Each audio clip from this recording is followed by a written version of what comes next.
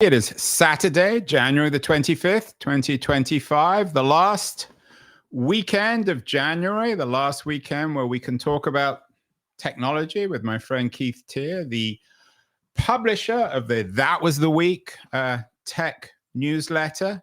This week, Keith is focusing on the tech brotherhood of Bezos and Zuckerberg and Musk and all the other billionaires of Silicon Valley. But he argues in his newsletter and his editorial that there are no oligarchs, just what he calls technologists with a passion for change. So, Keith, why are there no oligarchs? Most people are taking for granted that these guys, the Bezoses and Zuckerbergs and Musks of the world, are oligarchs. Why do you disagree?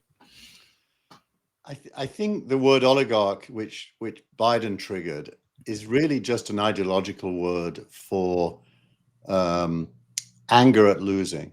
I don't think there's a really serious intellectual belief that there's an oligarchy. I think it's more of a swear word by losers to depict winners. And the reason I say that is, at the end of the day, we should all be super happy that the world's largest technology companies, all of which are American, by the way, gathered at the inauguration, and I only showed three of them, but Tim Cook was there. I mean, everyone was there. Everyone who's anyone was there. Sam Altman was there. And normally, innovation is a private market affair. And what is happening is that innovation leaders and government are converging around goals, which on the whole, no matter where you are politically in your head, you should welcome, because it's so much better than the opposite, which is that technology is, being regulated and banned and constrained, given that technology is the fuel of pretty much all human progress. So let's get into it. You said that this is a response to what Biden called the tech industrial complex when he was leaving office. I think he warned about it. You argue in your editorial that the fact that Musk and Zuckerberg and Altman are fighting over what the future should look like, especially in the latest Stargate controversy this week, are signs, and I'm quoting you, that the so-called oligarchy is actually not. They are businessmen seeking favor in Trump, all with their own goals, often conflicting. As news compared with the investments of AI with this claim of oligarchy makes the latter the less than credible sideshow. So what for you does oligarchy mean? As I was reading your editorial, I was thinking, what exactly does Keith mean? I looked it up, and on the internet, which is supposed to tell the truth about everything, and it's a noun, and its definition is a small group of people having control of a country, organization, or institution. So why aren't these guys an oligarchy? Well, if you do the dictionary definition, they're clearly not. They have no control over anything. I mean, Musk is in something called Doge, which is not even governmental. It's like a think tank. He has influence, but he certainly doesn't have control. And it showed this week when Trump made the announcement with Masayoshi Son and Altman, and Musk disagreed with it. I tried to undermine it, that these are not a coherent body of people governing or having control. They're certainly a competitive group of people seeking influence.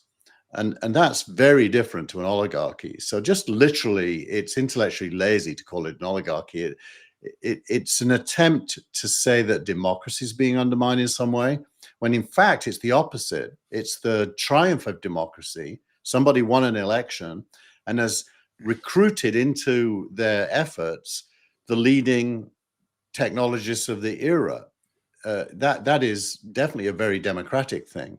Now, well, no, I mean, some people might say, well, they haven't invited you or me or them. I mean, it's only because they've got lots of money and lots of power. And I looked up oligarchy on Wikipedia, and there was lots of references to Aristotle. And according to Wikipedia, which tends to be reasonably accurate, Aristotle pioneered the use of the term as meaning rule by the rich, contrasting it with aristocracy, arguing that oligarchy was the perverted form of aristocracy. Biden warns that the tech industrial complex, or what he calls the tech industrial complex, is ruled by the rich. These are the richest people, not just in America, Zuckerberg, Musk, Waltman, Bezos, but the richest people in the world. Isn't it a sense ruled by the rich? I mean, your argument is that because they don't agree on everything, they're not an oligarchy. Well, they're not planning anything together. But they all have a great deal of power and wealth and influence. Trump invited Musk and... Well, I'd say, Andrew, that is trying to use economic truths to create a political truth. There are economic truths that these are very wealthy people. By the way, they're all self-made. Unlike aristocrats who are hereditary for the large part, these people are self-made. They started with nothing. They built something. It became valuable because of timing and wind in the sails. And so their wealth is not granted, gifted, or unfair. But no one's arguing that. I mean, Aristotle might have been a defender of aristocracy, but he talked about the rule of the rich. So no one's arguing that they're not self-made. But I still don't really understand your argument about the fact that they're divided. I mean, they're divided in a sense, but in another way, they're united. They're all sympathetic one way or the other to Trump. They all want to shape policy. I think the unity comes from, and it was you sent me this morning a piece by Reid Hoffman, and there's another piece by Mark Benioff in the newsletter.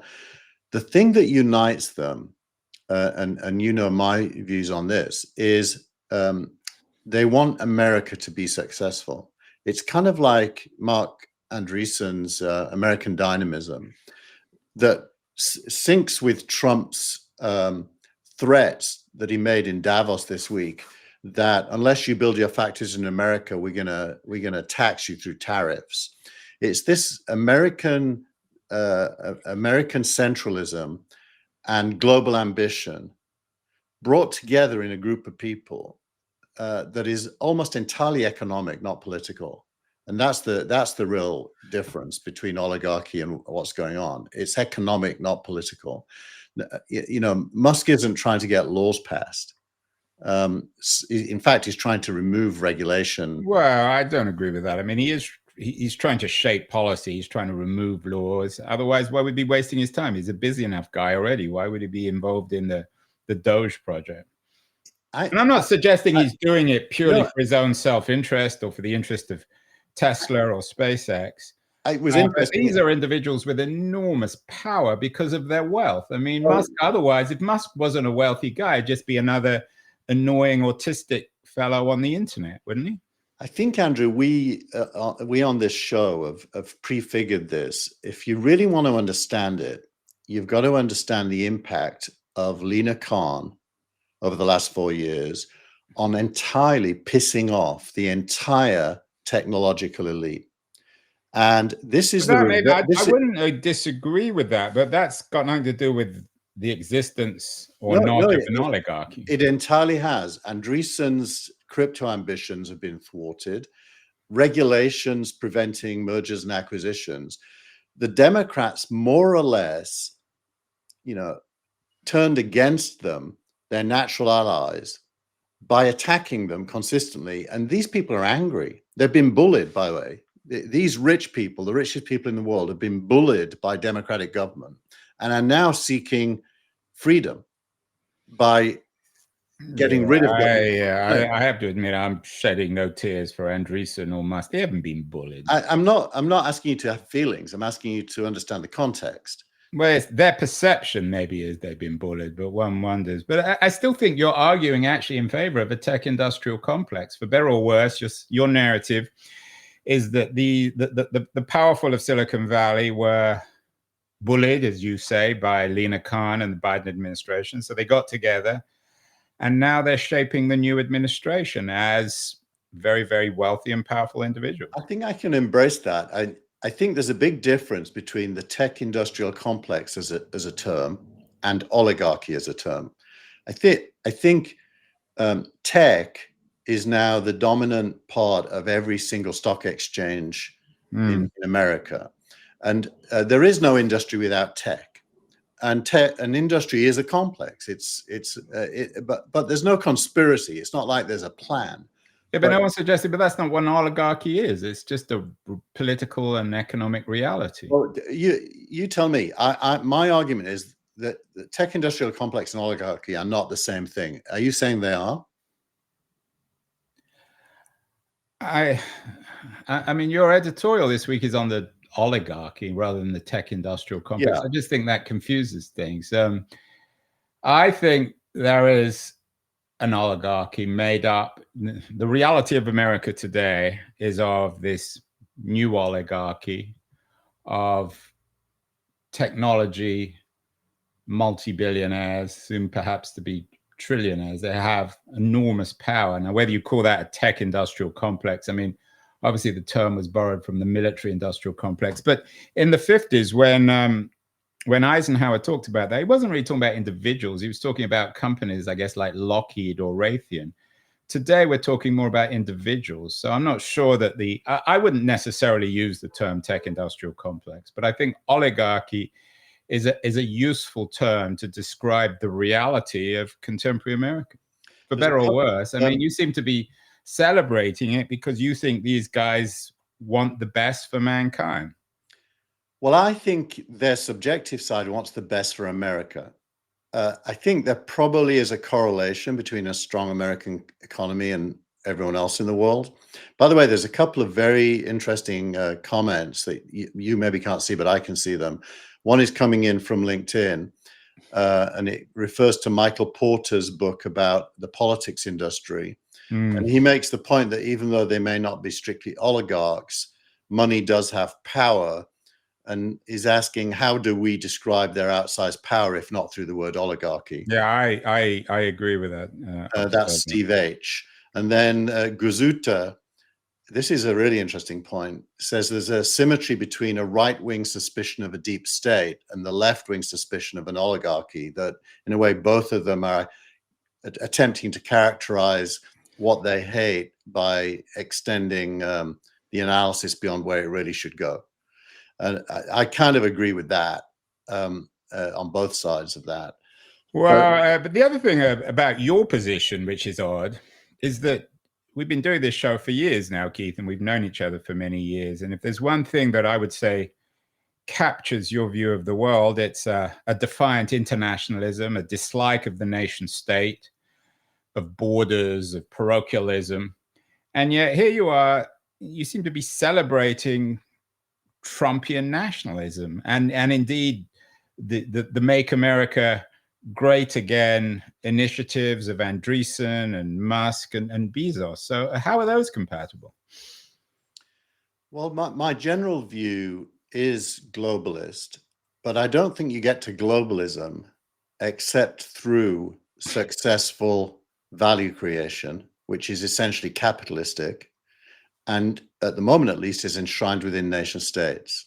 So I'd be just as bullish about China's innovation as I would be about America's. I'm not narrowly pro-American. I'm pro-innovation and pro-value creation. And I do think ultimately that is a global project that benefits humanity. I don't see humanity being in good shape unless economics are in good shape. Yeah. And I mean, I've got a new term maybe for you rather than tech industrial complex. What we have in America now is national capitalism, not national socialism, but national capitalism, which everyone, including yourself, as I said, I'm slightly surprised with that, seem to be embracing. Well, you know, you and I both are sociologists in part of our background. There's a long 100 years long narrative that says that capitalism inevitably creates stronger states. It's called the socialization of production. As you know, things become so big that only governments, and there's a good discussion this week about Stargate, only governments are able to step up to the plate at the scale required. Yeah, so let's talk about, so whether we call it national capitalism or tech industrial complex or an oligarchy, something is going on here. In terms of the news of the week, and the essays of the week, what does the Stargate story, Keith, tell us? I know your argument is because Musk and Altman are on different sides of this one, it proves there's no oligarchy. But tell us about Stargate, what you make of it. Stargate is really an OpenAI maneuver to retain its dominance in the AI races. It's getting government behind a massive data center rollout that only runs OpenAI's AI, nobody else's. Very unselfish then of OpenAI, in other words. Yeah, and so I'm joking, of course. You could think of it as capturing territory.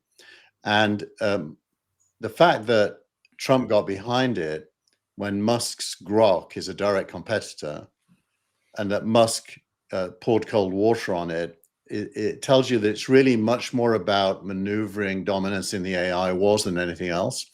Now, Satya Nadella from Microsoft was interviewed this week, making the point that his contract with OpenAI means that Microsoft will benefit even as OpenAI seeks additional platforms to be hosted on.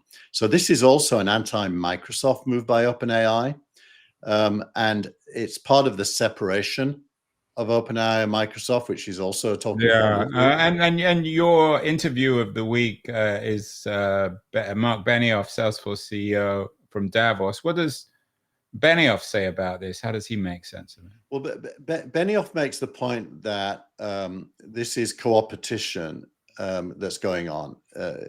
He believes that, and they're all his friends, by the way, and they're all friends with each other to some extent.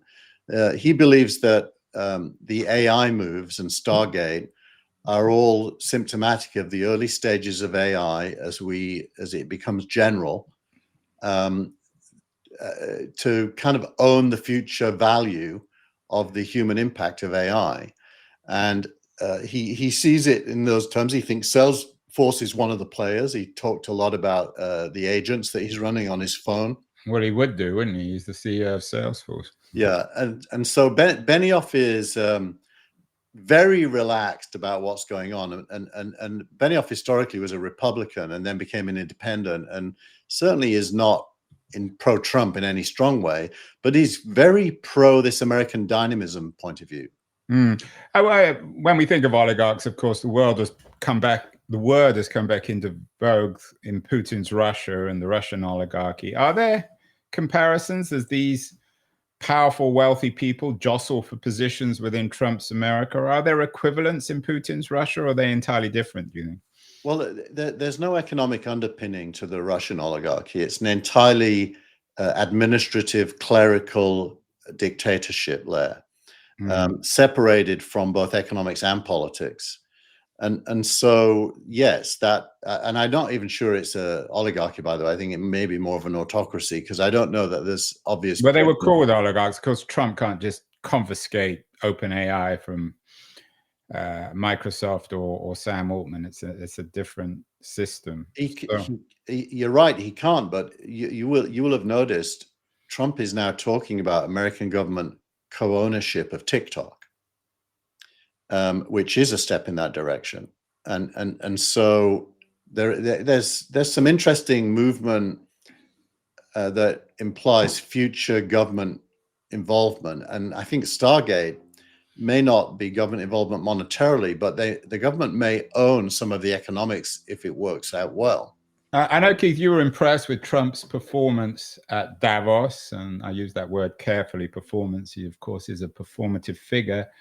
Niall Ferguson, you don't have this in the newsletter, but it's an interesting piece in Free Press, suggests that you should always bet against Davos man, that the old Davos man of fetishizing diversity and DEI and all the rest of it now has been replaced by MAGA sentiments, but they're likely to change. Why were you so impressed with Trump at Davos? He was very aggressive in terms of Europe, and I know that Europeans broadly are very nervous about what's happening now in the US.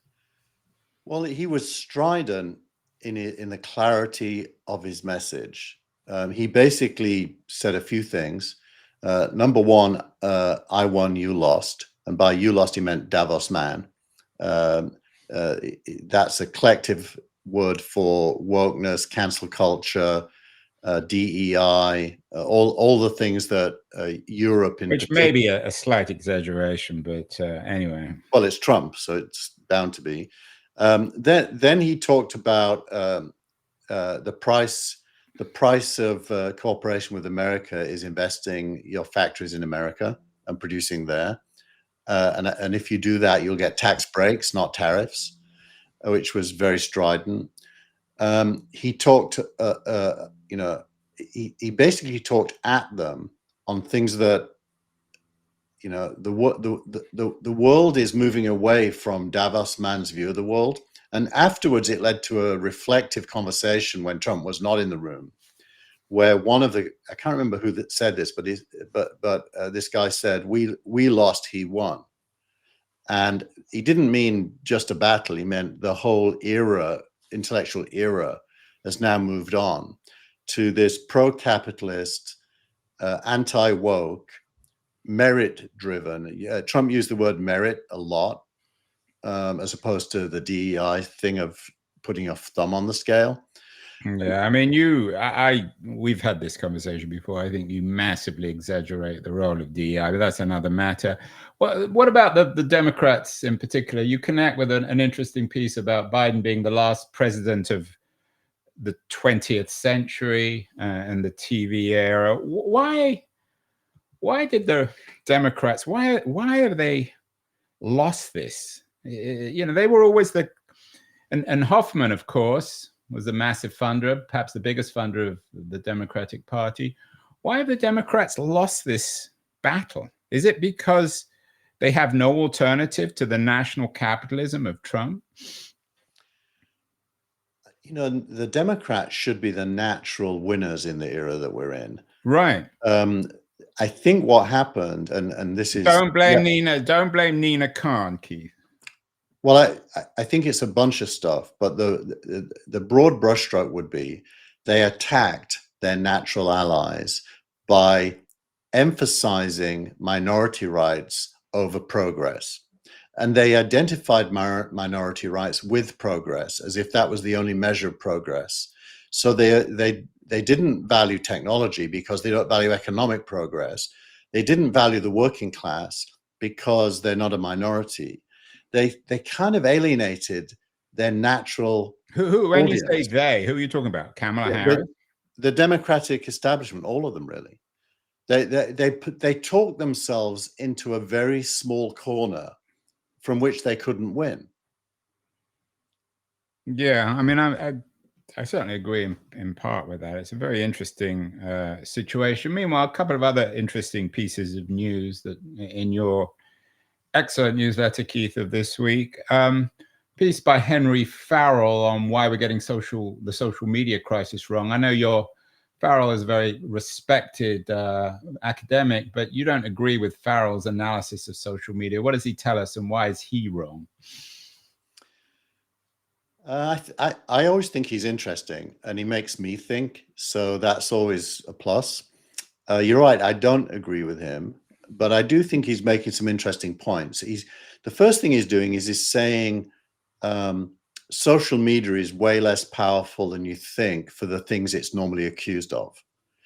Like forcing teenage girls to commit suicide and stuff like that, or misinformation, which he also disapproves as being the analytical framework. But what he does think is that social media breaks down the ability of the population to act coherently together in democracy by atomizing people. And so you end up with no coherent narrative or debate or discussion that leads to outcomes. So his point is that the body politic is atomized and disrupted. Now, I think even in that, he's giving social media way too much credit. I think people's opinions are really formed through their life more than anything. Like their bank account is a big part of it. What they can buy or not buy for their home how often they get a car, if they can afford a car, what kind of a place they live in, what the social context is of their city. The anti-immigrant sentiment is driven a lot by that. So I think he's de-emphasizing life as the formation of ideas and overestimating social media.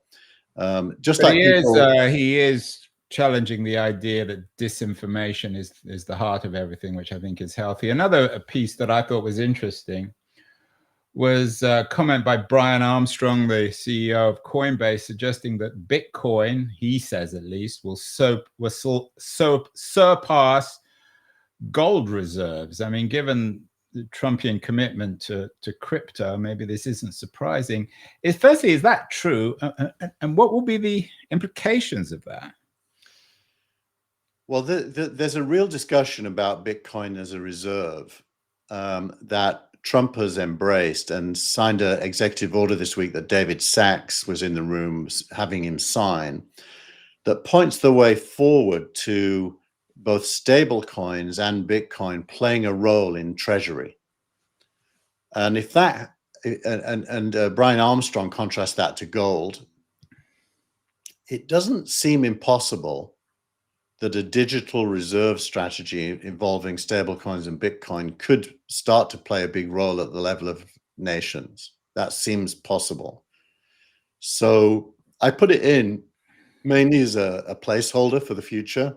I don't really see any signs of it happening quickly, but I think it's on the agenda. Well, as we know in Silicon Valley, nothing happens quickly until it happens, and then it happens quickly, so to speak. Yeah. Brian Armstrong, of course, made a name for himself a few years ago in the first Trump administration, not allowing anyone at Coinbase to talk about politics or complain about Trump. My guess he's a big Trump supporter as well.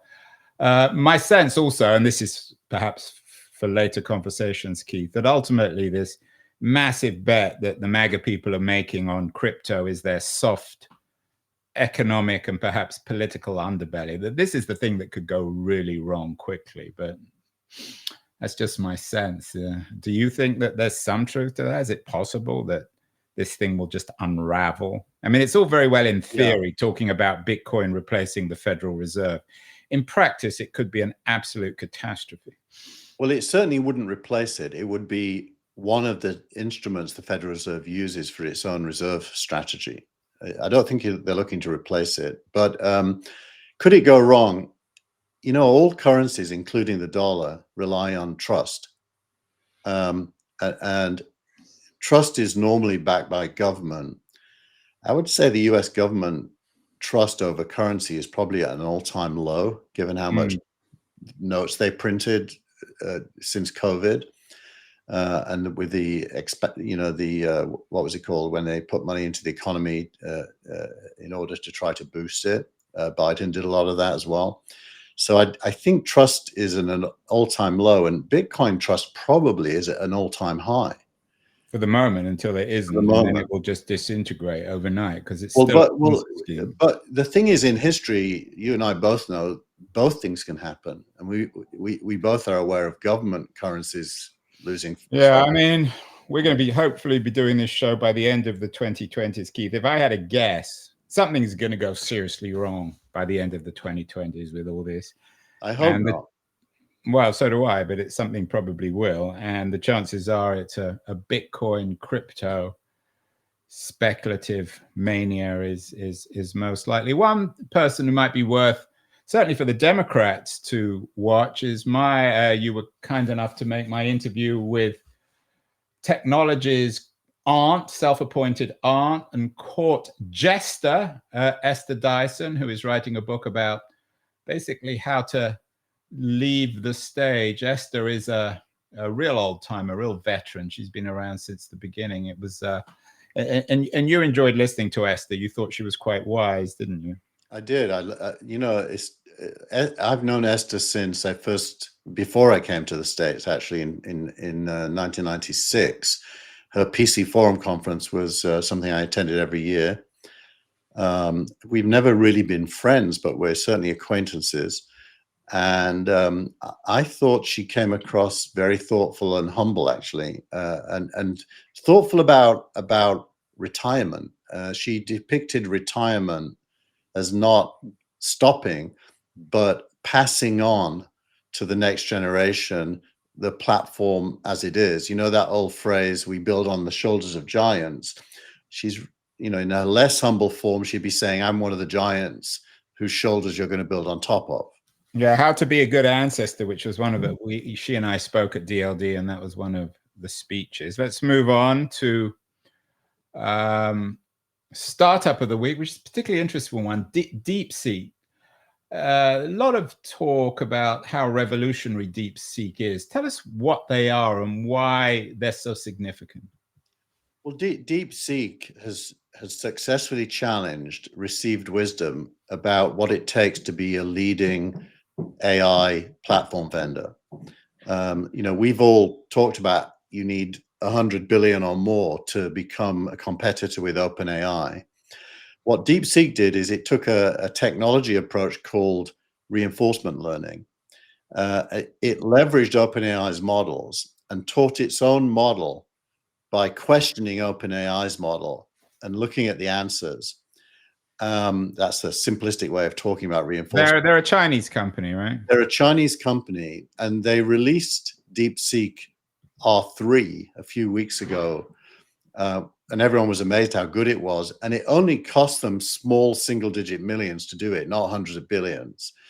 They then have now released a learning or reasoning model called R1 into open source. So you can download the app Cursor, and DeepSeek R1 is one of the models you can use, and you can start using it to program.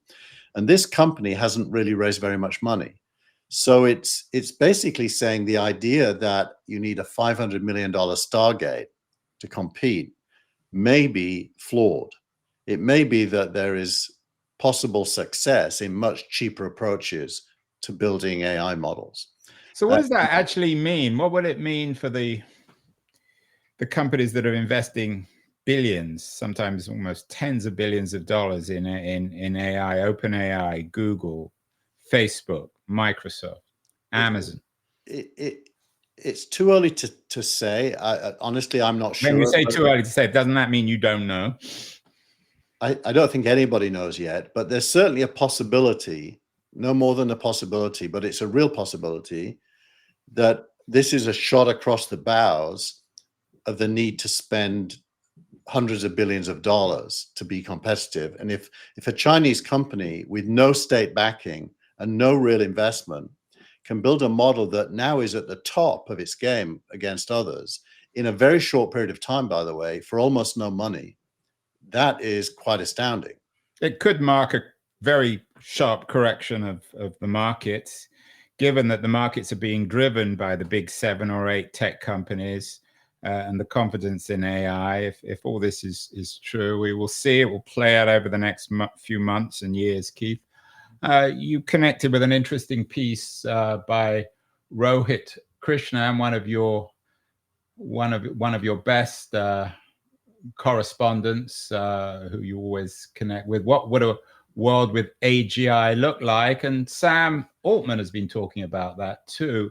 Advanced AI, he xed, may require changes to the social contract. Advanced AI, or advancing AI, of course, is neo-AGI. And then he writes, the entire structure of society will be up for debate and reconfiguration. Not everybody agrees. Some people believe that it should be society driving AGI or tech, and rather than the other way around. What do you make of the Altman comment? Well, this is Altman making a point that, at least for now, is exclusive to him, but should be being made by everyone, which is the disruption that AI will mean for the job market needs a social response. Otherwise, we're in deep trouble, because the gap between wealth and poverty will accelerate massively. And that's what he means by the social contract. The social contract today is probably best summed up as a world in which labor and capital, compete for their share of wealth. he's basically saying the labor side of that is going to be incredibly weakened. Therefore, capital has to have an answer to how humanity is supported. And that, of course, he's written long pieces. In fact, a few years ago, he wrote a very long essay on the need for guaranteed minimum income and other initiatives. This is Albert Wenger's world after capital, isn't it? It's certainly part of it. I think Albert wrote at a time when some of these trends were emerging. They're now kind of screaming at us. And so the imperative to talk about this stuff is much bigger than ever. And I do think that the relationship between that question and democracy is very direct.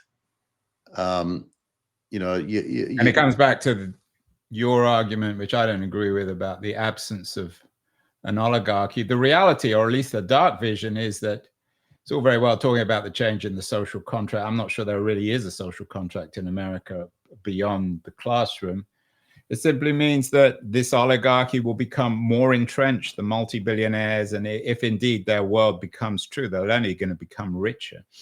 There's a comment again from Steve H on LinkedIn who's making the point that it's interesting that conservatives, whilst talking down the Democrat lack of impact on the poor, that the conservatives are even less able to uplift the poor.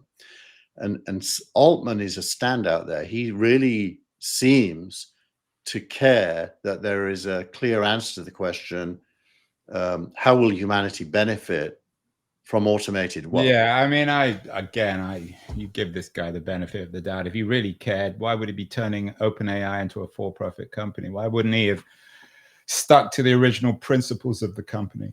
Well, because he doesn't think he could raise the amounts of money required to make it successful unless it was for profit, because investors wouldn't give him money. Well, we shall see, Keith. A lot of enormously important stuff. I mean, I think you're absolutely right that there's no difference now between technology and the world, and everything is controlled and shaped by technology. Reid Hoffman famously said that a few years ago. Now, that's the world, for better or worse, we're living in. All the issues of the existence or absence of an oligarchy, of AGI, of AI will be played out over the year. So lots of good conversation, Keith, and I will see you next week for more That Was the Week. Thank you so much. Thanks, everyone. Bye.